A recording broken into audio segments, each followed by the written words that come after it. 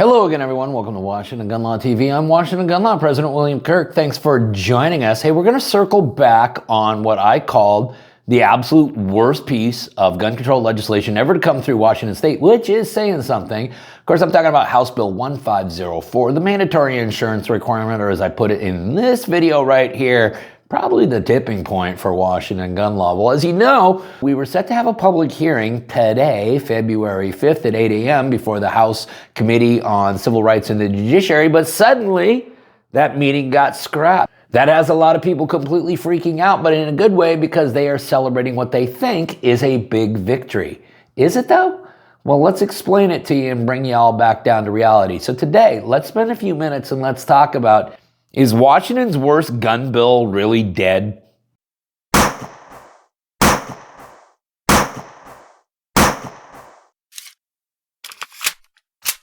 So today we're trying to figure out just how effective is StopBox, and the best way to test that is to put it to test with some of our nation's youngest and brightest kids, you know, college kids. So with the help of Gun Law Jr. there behind the camera, we got some of our local kids who are home for Christmas break. Let's see how they do.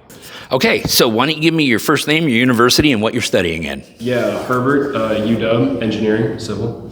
Eugene, studying computer science at Cal State Fordson. My name is Milton. I'm at WSU and I'm studying mechanical engineering. Sheldon, UW, quantum physics. Dude, what's going on here? You told me to get college kids. I said college kids. I didn't say engineering majors. I meant like Soc, Psych, Poli-Sci, something like that. What's going on? Science is what I could get. You need to hang out with dumber friends. All right, gentlemen, this is how this is going to work today. I have here $500. Okay, and that'll buy you a lot of beer or pizza or whatever the heck it is you guys spend your money on. One of you gets into this box, the money's yours. Have fun.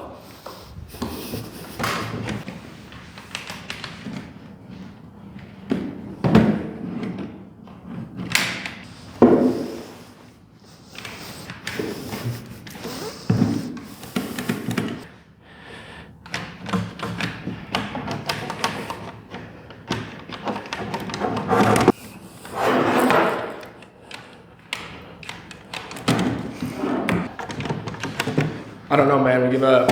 You guys are giving up, huh? Yep, sir. Really? Okay, well,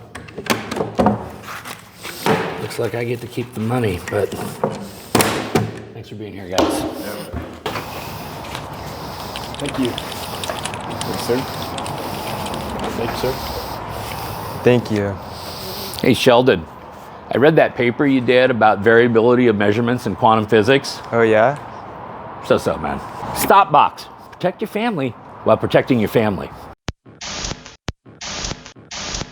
Okay, Washington, here we go. We are going to talk about House Bill 1504, mandatory insurance that you must carry for each and every firearm that you own.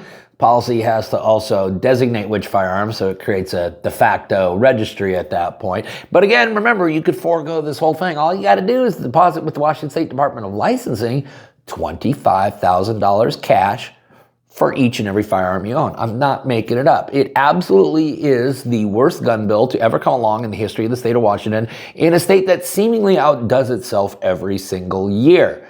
Now, this bill was scheduled to have a hearing earlier today, February 5th, before the House Committee on Civil Rights and the Judiciary.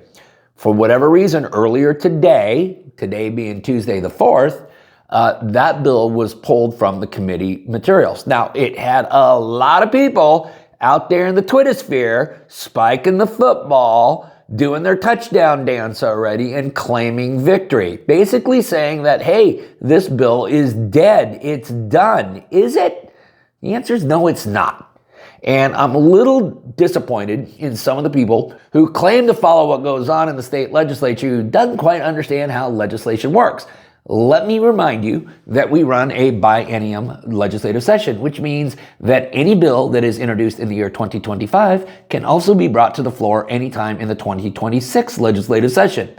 So to say that this bill is dead when we're not even halfway through the first of two legislative sessions that we have in this particular biennium session is like saying that you've already won the football game and it's literally the end of the first quarter. Now, Let's also remember that there's a lot of reasons that this bill could have been pulled from committee. Yes, we would like to think that it was pulled because the people read the bill and went, oh my God, this is the most unconstitutional pile of crap we've ever read. We'll never get away with this, and let's just kill the bill right now. But that would be giving the state legislature far more credit than they deserve, because candidly, have you ever known our state legislature to not find a gun bill that they just didn't absolutely positively adore?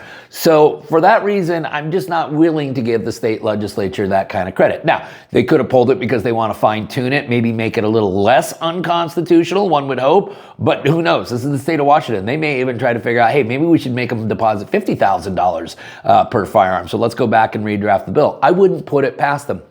We can come up with a lot of other reasons for which the bill was pulled from committee. Maybe they just don't have the political energy this legislative session to pass that. They got a lot of other ways that they want to disarm us, and they'll get around to that one next year. So as you can see, Washington, if you think that you're out of the woods on this bill, you're not. You're not. Let's go back in our time machine and talk about Senate Bill 5078. Oh, Bill, I don't remember what Senate Bill 5078 is. I know it's hard to keep track of them because we got so many of them every single year. Senate Bill 5078 was introduced during the 2021-2022 legislative session.